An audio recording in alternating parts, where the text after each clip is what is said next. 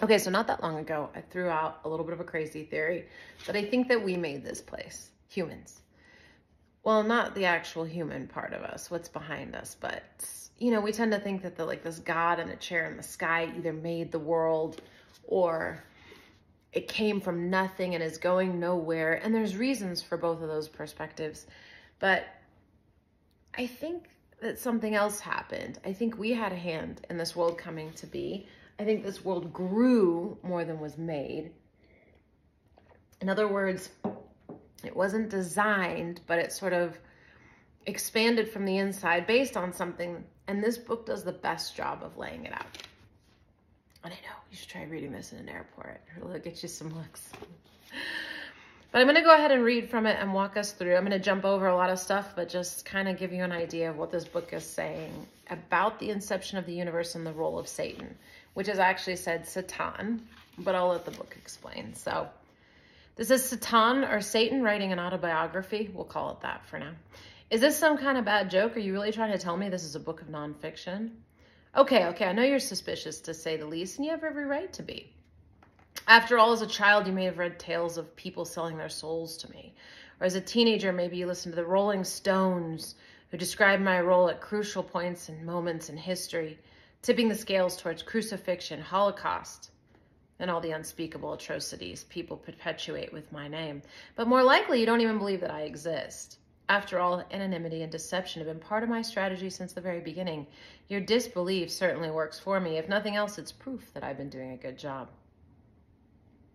But what if I were to tell you that whatever you think of me or don't think of me, you're mistaken, completely off the mark? Just hear me out.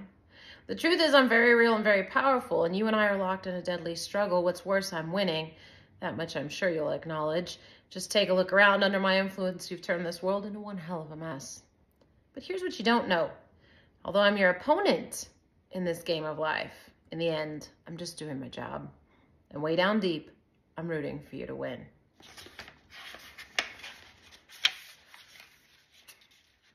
I'm not who you think I am, and now it's time to set the record straight. Yes, I'm using this book to temporarily give up my most powerful weapon, secrecy. When you don't believe I exist or you misunderstand what I'm up to, I win hands down every time. But as it turns out, this isn't good for either one of us because it screws up the plans God sent in motion a long time ago. Basically, you left the Garden of Eden. After that happened, God wanted to find a way for you to stop feeling so ashamed and to sort of earn your way back. So that's why God gave you free will. Without using it to make good choices, you could never earn your way back to the garden of endless light and fulfillment. And if this assignment proved too easy for you, you wouldn't have truly earned anything. So God gave me the job of providing you with obstacles to overcome. The problem is I've done my job a little too well. So all those suspicious thoughts you're having right in this moment aren't really yours. They're mine. I slip doubts into the gray matter that house your mind. They originate from me. Deny it all you want, but I'm telling you, I'm planting that denial into your brain right now, even as you read these words. Have no doubt, I am real. People of every race can serve God on one condition. They have to believe. If you don't believe God exists, then how can you serve God? That's one limitation I don't have. You don't have to believe in me in order to serve me.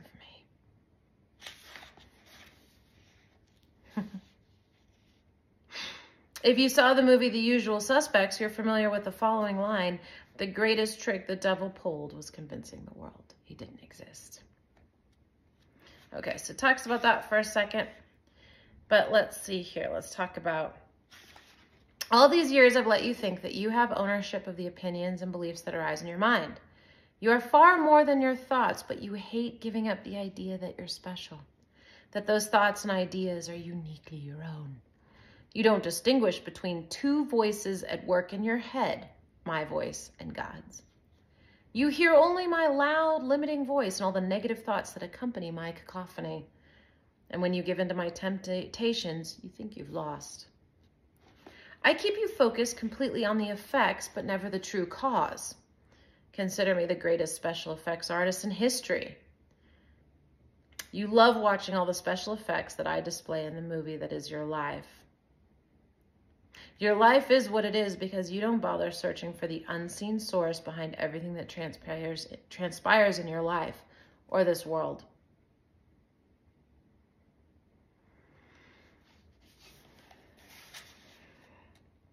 First, let's clear up a misconception about the word Satan. Now I'm going to say Satan. Check the history books. Satan is not my name. Surprised? Don't be. I'll explain. Is Pitcher the name of Sandy Koufax? Is Love the name of Mother Teresa? Is Center Iceman the name of Wayne Gretzky? Is Singer the name of Mariah Carey, or Emperor the name of Julius Caesar? No, these are not names. They're job descriptions. And same with Satan. It's not a name. It's a role I play in the game of life. Look in the Old Testament. Unravel an ancient Torah scroll. Inscribed on the parchment is the first ever appearance of the word Satan in the history of literature. It's a Hebrew word translated accurately. It means the adversary, or he who opposes. So basically, this is getting at the fact that you have two parts of your mind. You have sort of a God portion, and then you have your human portion, which is identified generally as the ego, and that actually is Satan. If you redefine, as this will continue to talk about, everything in the Bible or culture books of Satan being your adversary that's in your own mind, not outside of you trying to manipulate you and get in, but inside of you. And that's why it's so secret and deceitful. You think it's your own thoughts, keeping you from realizing who you really are. The whole game changes and you begin to realize how everything can kind of have a piece of truth, and it takes putting it all together to get the whole picture. So in the Bible, it says that God gave the earth to Satan to rule. And so a lot of people think it's a devil that's literally ruling the world and doing all these terrible things. But when you put it in this perspective and you realize that the human piece of your mind that thinks you're just this person, this is all you're ever going to be, your salvation is after death, you're this body, and there isn't a piece of you sort of that's divine or God, because that's in your God mind, and says that's blasphemous, and everything that's really focused on the physical world, this is all there is, all I can see, anything I can see, feel, test, and taste is real, everything else isn't. That's all ego mind, and that part of your mind does rule this world. So there is a piece of that that's true when it says that in the Bible, that this does belong to the devil, but not an actual devil. It's a piece of your mind that causes you to doubt and believe in all the bad things that you see, and that you can die at all is part of that belief system. So this world is the physical world is kind of coming from nothing and going nowhere, kind of like atheists believe too, in the sense when you're looking at it from the ego mind or the human state of mind. So this is kind of how all things can be true that I've been pointing at. But you have to redefine some big concepts and you have to pull everything in. So this book is a big piece of it.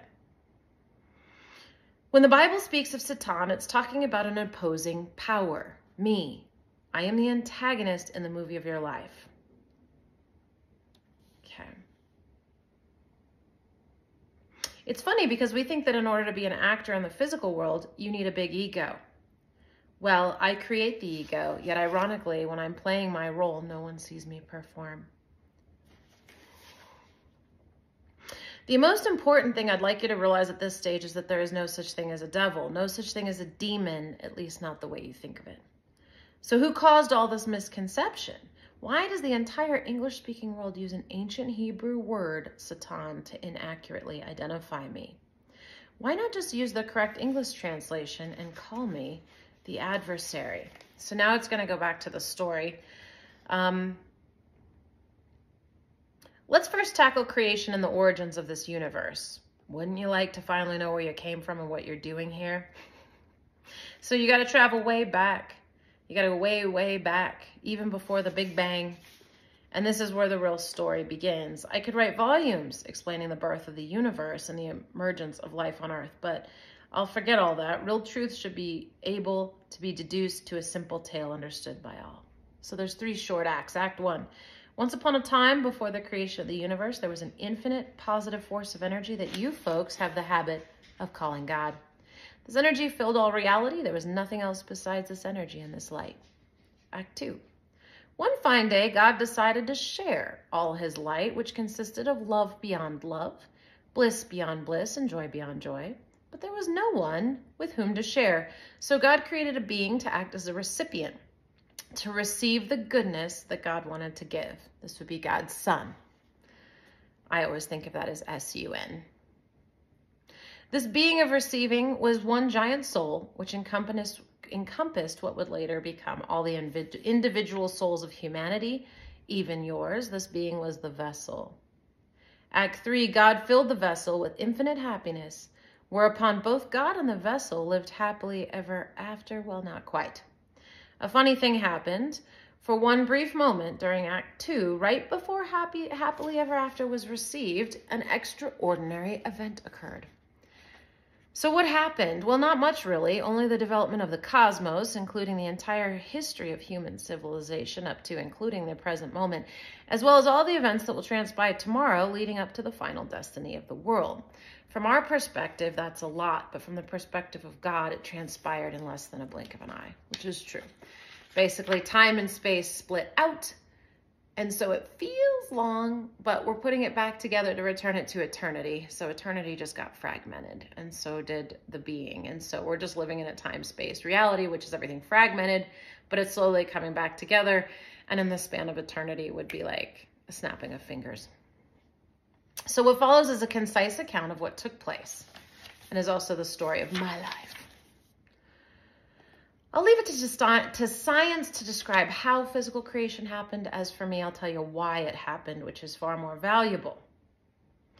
So let's start with the obvious question. If you were once soaking up infinite joy emanating directly from God, how did you end up here today in this fine mess? Where is God now? What happened to the infinite bliss? Where is the happy ending? Why did the Big Bang take place? Give birth to an airless, lightless, blackless vacuum? Why did happily ever after give way to miserably evermore? So, first, let me suggest that you should be raising these questions. I will agree. Not me. Therein lies one of your biggest problems. You don't ask enough tough questions. Instead, you watch TV, you eat, you gain weight, or obsess about staying thin. You complain. You read tabloids, you're fixated on celebrities, making idols of people that are every bit as lost and confused as you are, probably more so. You do as little as you can get away with. You wait around for things to change or for someone to bail you out, but no one does because they're in the same boat.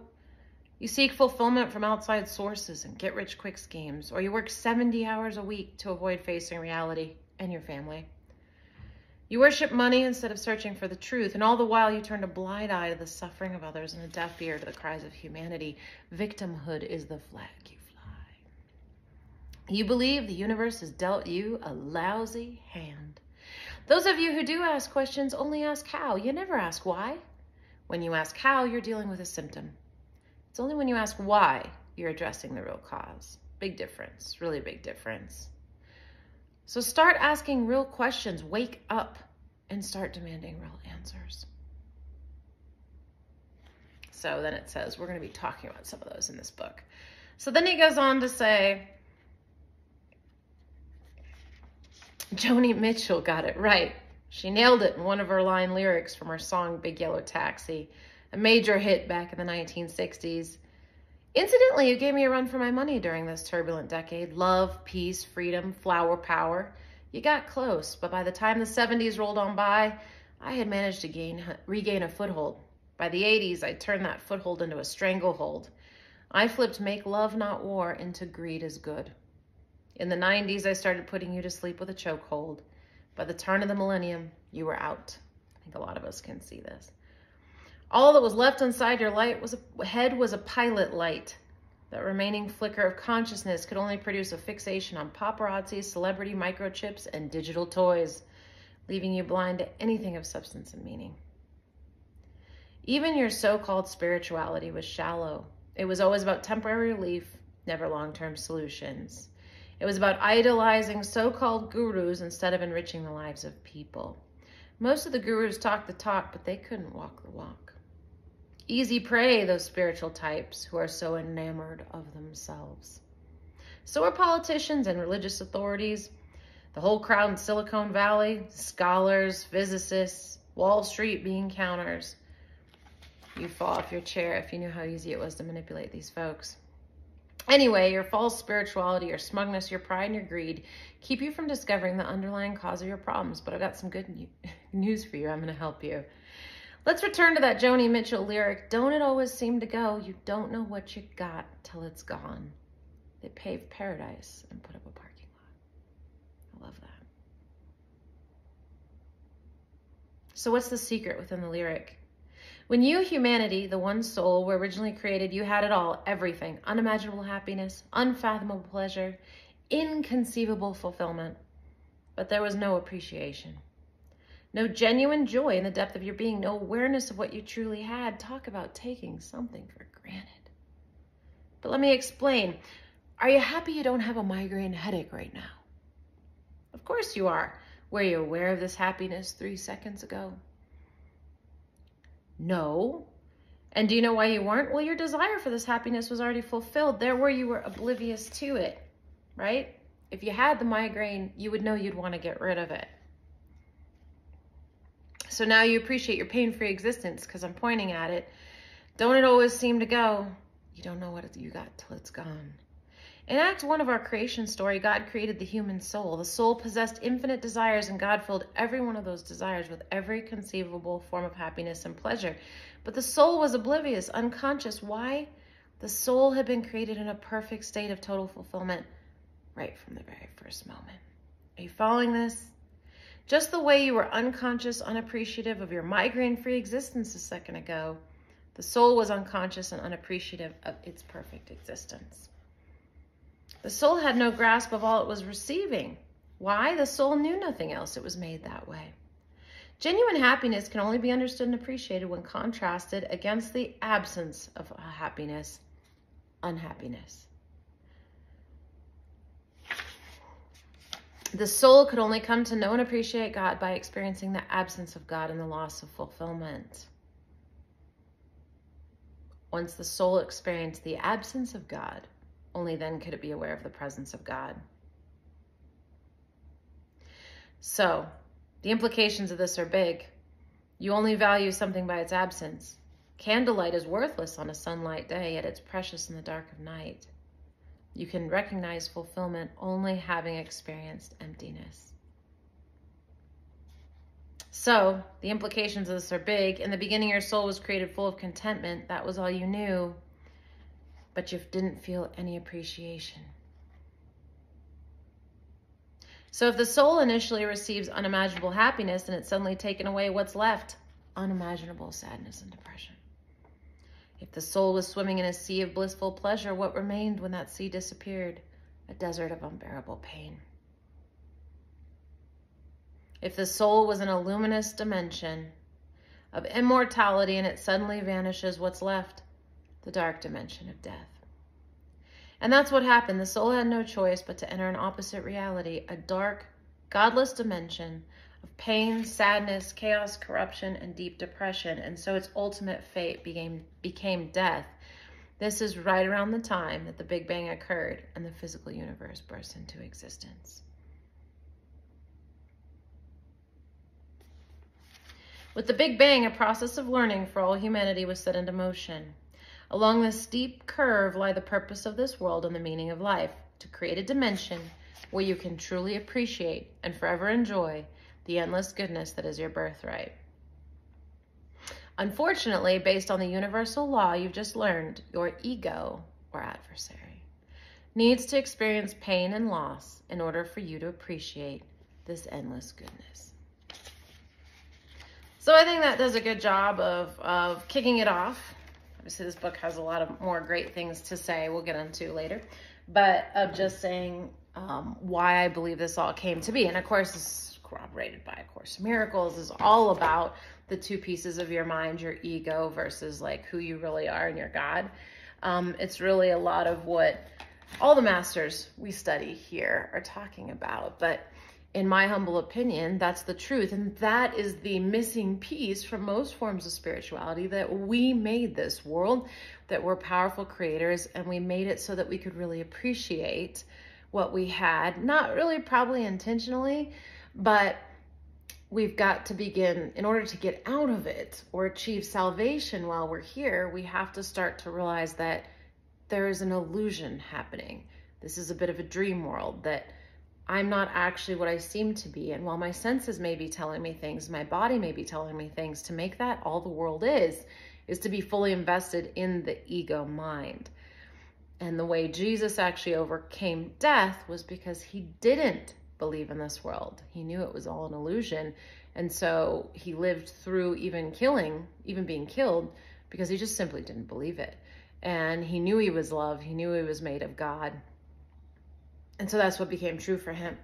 And that level of creative power is possible for us. And when we view the crucifixion through that lens, when we view the world through this lens, when we view Satan or the devil through this lens, it's not about shame or punishment or being bad, or it's actually about not believing in any of those things and realizing that we are ultimately good, that God is always good and always about our happiness and joy.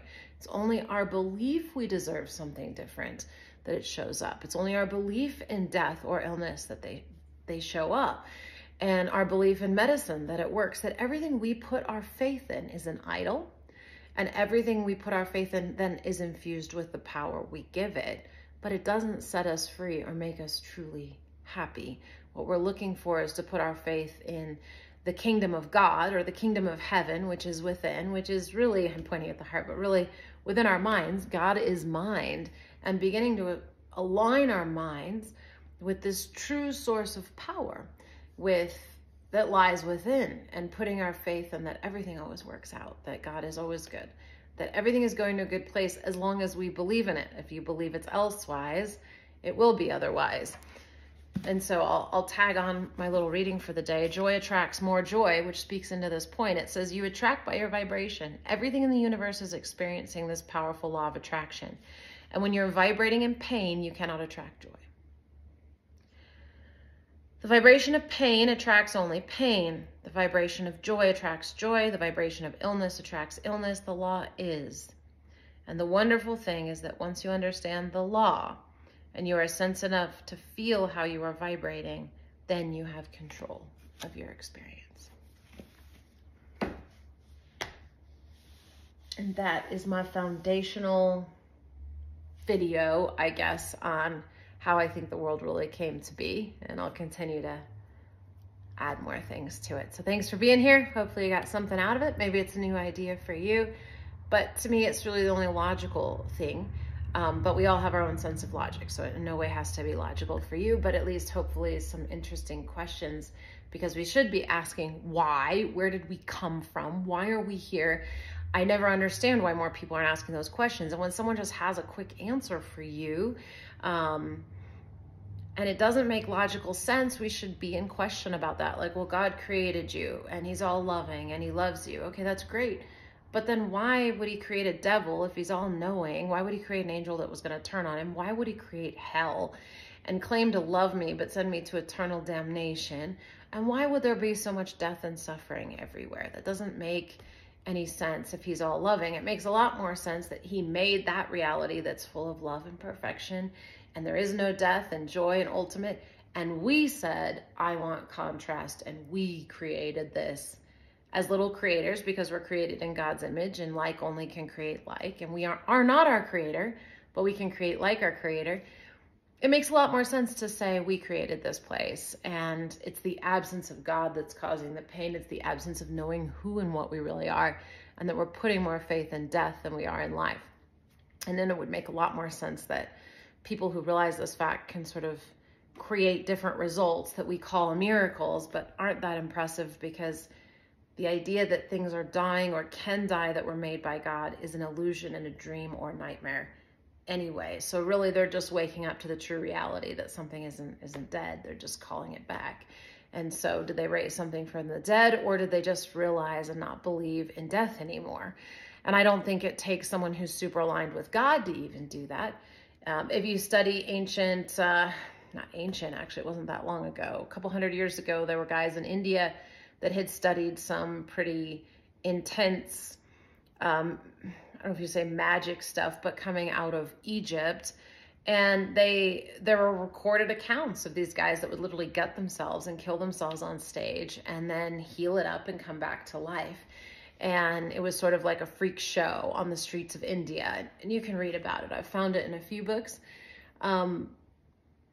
But they weren't like super godly, amazing guys, but they were able to access, they had kind of learned part of it, part of sort of this magical, I don't know what you would call it. It's not even being a guru, but these were powerfully trained priests and probably didn't make it through the full training process. They were probably kicked out because they lacked character or something, but they could do some of these tricks that they had learned, like killing herself and bringing herself back to life, which is pretty wild.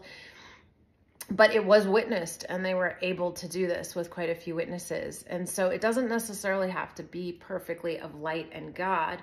It's what you believe to be true, and then knowing how it's done and the energy around it. So anyway, random tangent there, but there you go.